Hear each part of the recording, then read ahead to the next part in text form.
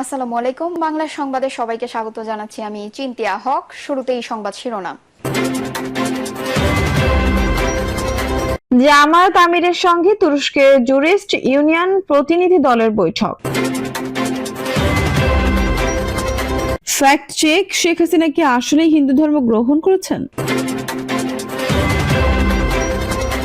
সংস্কার নির্বাচনের প্রক্রিয়া নিয়ে চলতি মাসে ঘোষণার ইঙ্গিত ডক্টর ইউনূসের। এবং সর্বশেষ জানাবো শেখ হাসিনার বক্তব্য প্রচারে নিষেধাজ্ঞা।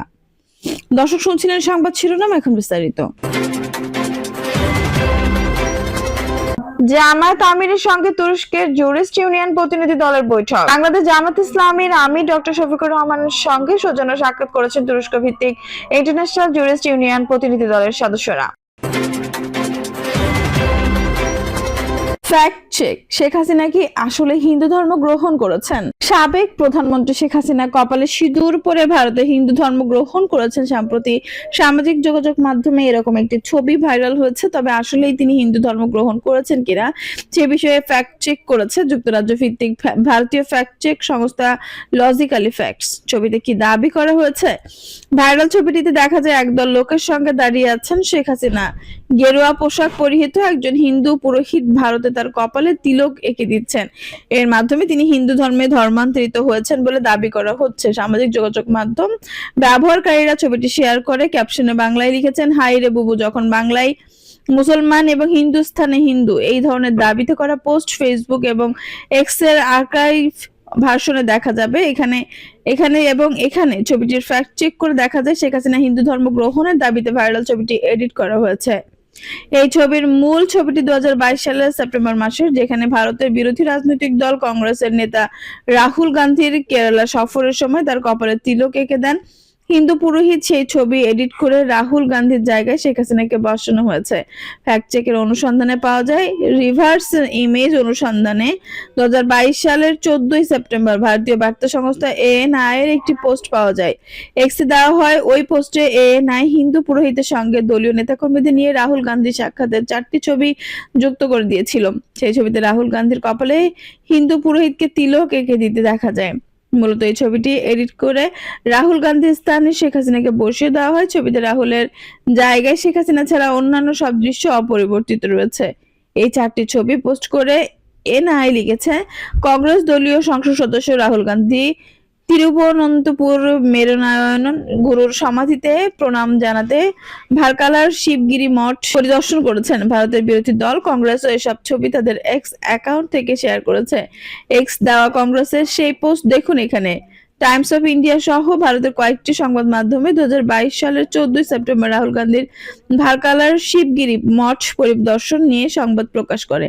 প্রতিবেদনে বলা হয়, কংগ্রেসের ভারত জোড়া যাত্রার 8ম দিনের কর্মসূচি শুরু করার আগে দেশটির মধ্যাত্মিক নেতা ও সমাজ সংস্কারকে নারায়ণ গুরুর প্রতি শ্রদ্ধা জানাতে কেরালার তিরুবনন্তপুরের নাভাইকুলাম থেকে শিবগিরি মঠ পরিদর্শনে যান রাহুল। শেখ হাসিনা ছবির নেপথ্য কি?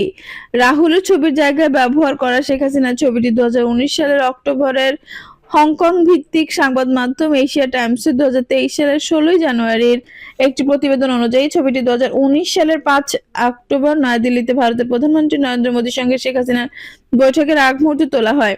শেখ হাসিনার সঙ্গে নরেন্দ্র মোদীর কারমর্দনের ছবিটি তুলেছিলেন ফরাসি বার্তা সংস্থা এএফপির প্রতিনিধি প্রকাশ সিং।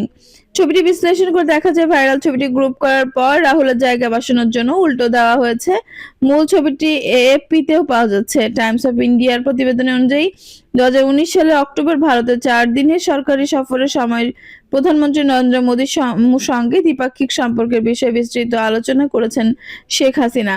এতে বিষয়টি চূড়ান্তভাবে প্রমাণ করে কেরালার ধর্মীয় স্থান পরিদর্শন করা রাহুল গান্ধীর ছবি এডিট করে সেখানে শেখ হাসিনার ছবি জুড়ে দেওয়া হয়েছে। পাশাপাশি মিথ্যা দাবি করা হয়েছে ভারতে অবস্থানরত বাংলাদেশের ক্ষমতাচ্যুত প্রধানমন্ত্রী তার কপালে তিলক লাগিয়েছেন। দাবিটি কি সত্য? শেখ হাসিনার ভারতে তিলক লাগাচ্ছেন বলে মিথ্যা দাবি করে সামাজিক যোগাযোগ মাধ্যম ব্যবহারকারীরা একটি সাম্প্রতিক ছবি শেয়ার করেছেন। মূল ছবিতে দেখা যায় কংগ্রেস নেতা রাহুল গান্ধী কেরালার মঠ পরিদর্শন করেছেন। এই সময় তার কপালে তিল এঁকে দেন মন্দিরের পুরোহিত। সেই ছবিটি গ্রুপ করে রাহুলের জায়গায় শেখ হাসিনাকে বসিয়ে দেওয়া হয়েছে। শেখ হাসিনার কপালে তিলক এঁকে হিন্দু ধর্ম গ্রহণ করেছেন, দাবিটি মিথ্যা। সংস্কার ও নির্বাচনী প্রক্রিয়া নিয়ে চলতি মাসে ঘোষণার ইঙ্গিত ডক্টর ইউনূসের।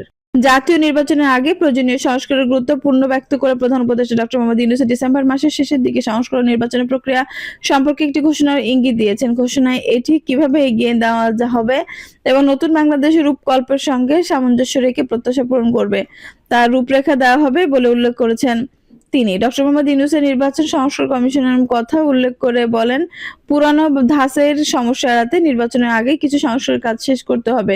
ডক্টর ইউনূস বলেন, নির্বাচনী প্রক্রিয়ায় সব বা প্রস্তাব অন্তর্ভুক্ত করার জন্য প্রতিবেদনের জন্য অপেক্ষা করতে হবে। সরকার যদি এখন নির্বাচন করে তাহলে তা হবে সেকেলে এবং পুরনো ধাঁচের সব সমস্যা ফিরে আসবে। ডক্টর মোহাম্মদ ইউনূস নতুন বাংলাদেশ গড়তে অন্তর্বর্তীকালীন সরকারের অঙ্গীকারের কথা তুলে ধরে বলেন, রাজনৈতিক দলগুলো নির্বাচন অনুষ্ঠানের ব্যাপারে খুবই আগ্রহী, আমরাও নির্বাচন অনুষ্ঠানের ব্যাপারে আগ্রহী। কূটনীতিকদের উদ্দেশ্যে ডক্টর ইউনূস বলেন, সরকারের দুইটি দায়িত্ব সম্পর্কে জনগণকে বোঝানোর চেষ্টা করেছেন।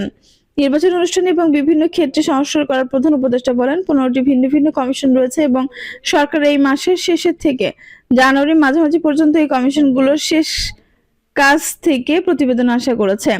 নির্বাচনী প্রক্রিয়া সংস্কার করা হলে তারা নির্বাচনের জন্য প্রস্তুত হবেন উল্লেখ করে ডক্টর ইউনূস বলেন, আমরা সেদিকেই যাচ্ছি যেদিকে দুই প্রক্রিয়া আমাদের একই লক্ষ্যের দিকে অগ্রসর হচ্ছে।